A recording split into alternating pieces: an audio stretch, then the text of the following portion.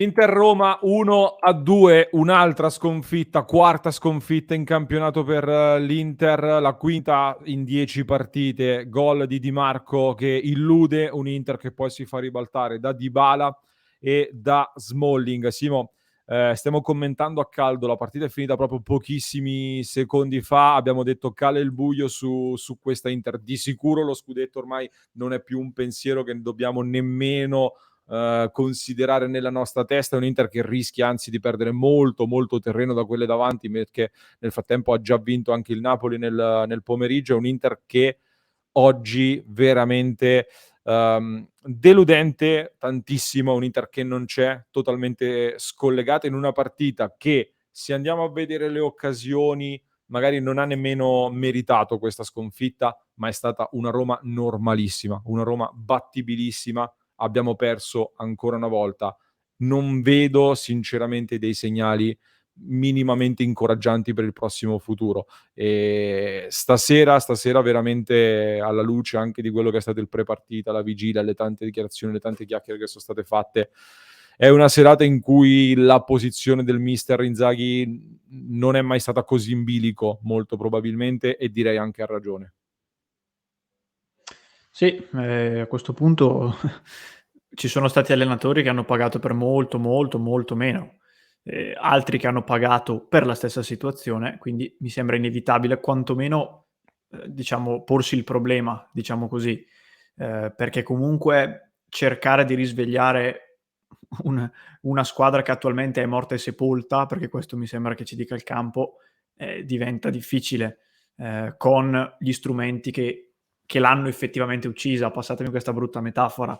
Cioè non vedo la traduzione è che non vedo con questi presupposti la possibilità di ripartire a trovare un ritmo che si addice a questa Inter, dal nulla, perché poi adesso arriva il Barcellona, che è una squadra che probabilmente ti darà un'altra sconfitta, penso, al momento. Sassuolo a Reggio Emilia, difficilissima, cioè quindi capisci che si rischia di entrare in una spirale di un buio pestissimo. Non lo so, davvero faccio fatica, perché poi anche le varie partite sono state tra loro abbastanza diverse, però l'esito finale è sempre sconfitta Inter e quella sensazione che la squadra dell'anno scorso non esista più e che quindi anche quando magari non sei stato subissato di tiri eccetera, fai fatica a dire che comunque non meriti di perdere o che meritavi di vincere. Per esempio stasera io faccio fatica comunque a dirtelo, nonostante la Roma non è che ci abbia tirato in porta 200 volte e questo è Esatto. forse ancora più grave, se Esatto. vogliamo. No, ma infatti io son d'accordo, nel frattempo sto leggendo anche la chat di chi sta scrivendo in live. È difficile leggere tutti perché siamo più di 1800 e siamo in tantissimi, ma condivido, cioè in questa singola partita, se andiamo a vedere, c'è chi mi diceva: "Ma quali colpe ha Inzaghi nella partita di oggi, se gli errori sono individuali?" A questo commento io rispondo in 2 modi. Il primo: stiamo perdendo tutte le partite per per errori individuali, ma è anche normale, perché se non commetti errori è ovvio che non subisci gol. Però quando ad ogni partita gli errori individuali si ripetono, il problema è più grave, non può essere solo colpa degli errori individuali. E l'altro errore, o comunque l'altro discorso da affrontare, secondo me, è anche quello relativo a Samir Handanovic. Mi dispiace, non abbiamo perso per colpa di Samir Handanovic, però io ripeto, la percentuale di gol subiti sui tiri in porta subiti ormai è un qualcosa di incommentabile. Cioè l'Inter subisce 2 tiri in porta, sono 2 gol. Possibile che solo l'Inter subisce ad ogni partita tiri imparabili? Io non credo. Abbiamo un portiere pagato profumatamente, preso per essere il portiere del futuro. Se devo accettare un errore dal portiere, lo accetto meglio dal portiere che dovrà essere il mio titolare dei prossimi anni, piuttosto che da un giocatore che ha fatto il suo tempo e che è ora che venga messo in panchina, almeno secondo me. Quindi errori oggi, forse anche nella gestione dei cambi, perché ad un certo punto con un Inter che nel primo tempo ha avuto il controllo della partita, poi adesso Simo ti faccio ribadire magari anche le occasioni, non facendo niente di clamoroso, però bisogna anche dire che in 2 settimane non potevi cambiare tutto, cioè non poteva essere la sosta che resetta tutto, improvvisamente torni ad essere l'Inter più bella del mondo. però si era rivista finalmente un'Inter un po' più ordinata, un po' più convincente, un primo tempo incoraggiante, tant'è che arriva il gol, c'è anche una parte di inerzia positiva che potremmo sfruttare per raddoppiare ed invece subiamo un gol subito a freddo che ci ridimensiona e il secondo tempo inizia con la Roma che torna in avanti, che crea qualcosina in più, lì mi aspetto qualcosa, cambiamo qualcosa, prova a sostituire un Dumfries che non si è più visto, Bellanova è entrato, ha avuto un pallone, ha puntato l'avversario, è arrivato un cross e per poco non segniamo. Avere dei giocatori che provano qualcosa. Se Dumfries ha paura, si vergogna, è timido, può farlo in panchina. Un Dumfries così non ci serve in questo momento e soprattutto dopo 60 minuti, se vedi che le cose non cambiano, non capisco perché tu debba tenerlo dentro. E le alternative in panchina non erano molte, ma se non provi nemmeno a dare una scossa, a fare qualcosa, ehm, ripeto, è una situazione in cui è inevitabile che paghi l'allenatore, anche se poi perdi per degli errori individuali. Simo, non so se che ne pensi tu e se vuoi anche ricordarci un po' le occasioni.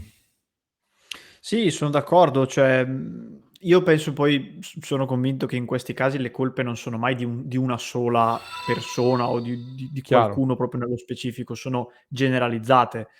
Non c'è nessuno che ha tutte le colpe, ma non c'è nemmeno nessuno che non ne ha neanche una, cioè tutti hanno colpe in questo caso. Quello che mi limito a dire è che la squadra, al netto di quello che è accaduto sul mercato, con giocatori che magari potevano essere blindati un po' prima del 20 di agosto, però comunque la squadra è quella. Cioè adesso siamo all'1 di ottobre, tu l'essere frastornati dal mercato può durare quanto? 2 settimane a star larghi dopo il 31 agosto. Non può durare fino a ottobre o fino a novembre o fino a marzo, altrimenti non ne usciamo più. Quindi se la squadra è la stessa e tu comunque non giochi più come hai giocato l'anno scorso, anche nei momenti peggiori dell'anno scorso quasi giocavi meglio di oggi. Questa è una roba sì, sì, agghiacciante per certi versi. sì. E in Sì, più perdi perché 4 perché l'anno partite su scorso 8. perdevamo partite non meritando, spesso, Esatto. e invece questa volta è il contrario, vinciamo anche non meritando.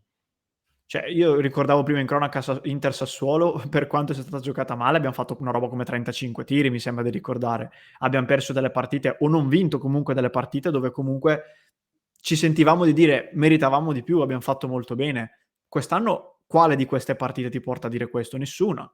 Piccoli frangenti nel derby i primi 20 minuti, però a me sembra che manchi proprio la serenità mentale e anche il fuoco dentro. Cioè non vedo la squadra cattiva e rabbiosa come l'anno scorso e la vedo di una fragilità devastante, tant'è vero che oggi la Roma delle 4 sconfitte è forse quella in cui a livello, difensivo hai subito meno, eppure hai perso e hai preso 2 gol.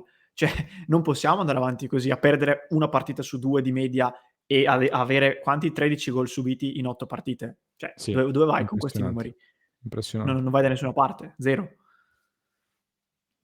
Impressionante. Simo, un po' di azioni se vuoi, Sì. ricordarle, perché vedo in chat qualcuno che dice: "C'è stata una reazione, qualcosa di positivo c'è stato". Sì, non lo metto in dubbio ragazzi, però, cioè il tempo scorre.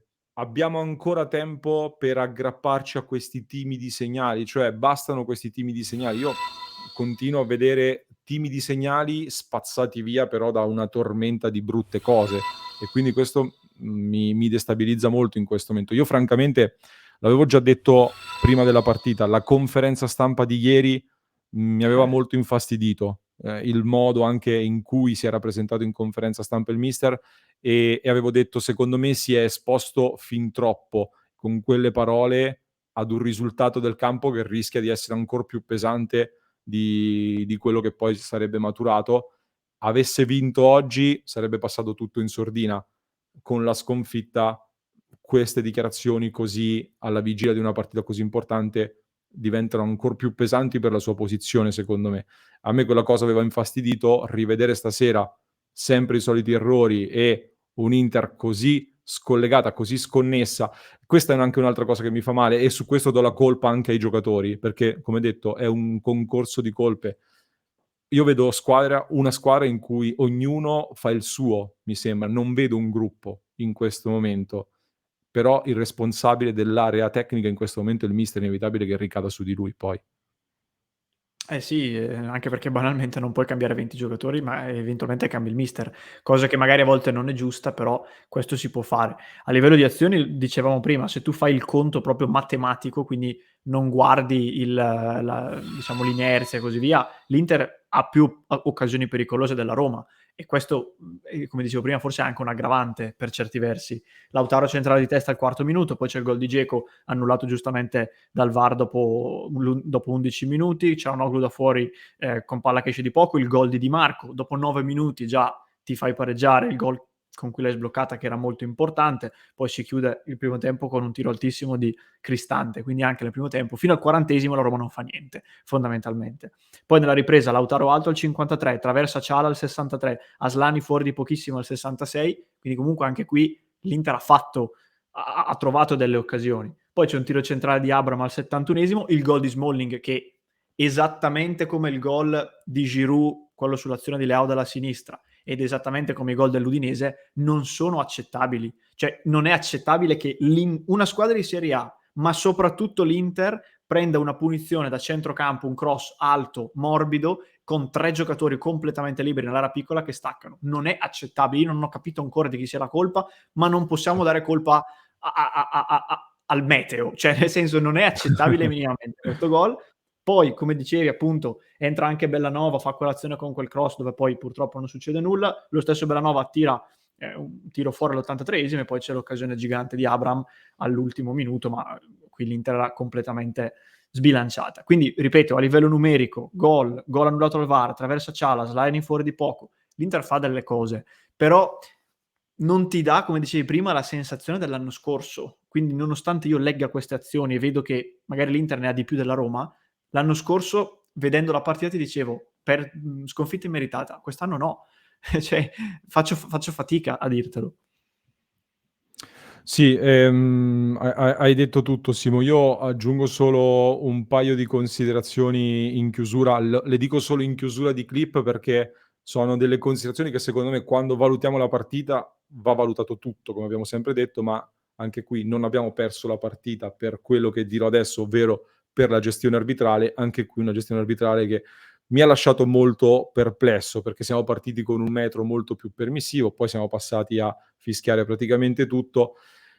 Francamente, mi lascia ancora qualche perplessità la mancata revisione al VAR della gomitata di Cristante a Lautaro Martinez, che avrei voluto rivedere, così come un doppio cartellino giallo mancante di Bagnez, che è andato piuttosto duro su Lautaro Martinez, ad esempio, e nessuno l'ha ravvisato. Così ho parecchie perplessità sul calcio di punizione che genera il secondo gol della Roma. Capitolo arbitrale a parte, che personalmente boccio la prestazione dell'arbitro, aggiungo anche un'altra cosa, Simo. Giusto criticare i giocatori, giusto criticare l'allenatore e sono d'accordissimo, l'abbiamo detto molto. Ci aggiungo anche un pezzettino tra scherzando ma non troppo. Certo che comunque quando le cose vanno male non hai nemmeno quel pizzico di fortuna che ti aiuta, proprio ti gettano sempre più in basso. Dzeko segna un gol che può sbloccare la partita dove stiamo facendo bene in fuorigioco di un tallone. Calcio di punizione di Çalhanoğlu perfetto con Rui Patricio totalmente spiazzato e la palla finisce stampata sulla traversa, Aslani fuori di 1 millimetro. Quella piccola deviazione, quella piccola cosa a noi non capita mai purtroppo e dobbiamo farcene una ragione a questo punto. Sì, ma poi guarda, mi verrebbe poi da dirti che quando invece le cose vanno bene, queste cose magari ti girano a favore degli episodi che mezzi e mezzi, appunto, con un pizzico di fortuna poi le cose migliorano. È un po' anche la storia del calcio, diciamo, tra virgolette. Sì, son d'accordo, quel gol di Dzeko lì chiaramente cambia tutta la partita, però fuori gioco e te lo annullano. Non lo so, è veramente difficile trovare appunto degli appigli. L'Inter sta affondando e non riesco neanche a intravedere, al di là della tendenza che va verso il basso, non riesco a intravedere dei punti dove appendermi per provare a ritirarmi su. Questo è il vero problema. Andiamo in chiusura, andiamo in chiusura. Francesco non è d'accordo con noi, dice sconfitta immeritatissima, unica colpa di Inzaghi a far giocare Handanovic. Ci sta, non sono d'accordo, capisco quello che dici, però son tante le partite in cui diciamo sconfitta, c'è solo un errore, sono veramente tante. Fatemi sapere nei commenti che cosa ne pensate. Ecco, l'unica nota positiva, chiudiamo con questo, forse un Aslani che si è visto coraggioso, un Carboni che è entrato in campo in quei pochissimi minuti, ha fatto più di quanto abbia fatto Correa in un mese probabilmente. Questo la dice veramente, veramente lunga. C'è poco altro da aggiungere in questo momento. Dai, chiudiamo questa clip, poi dopo qualche analisi la faremo più a freddo, post partita, dormendoci sopra. Mi raccomando, iscrivetevi al canale, ci vediamo poi nel club di Passione Inter.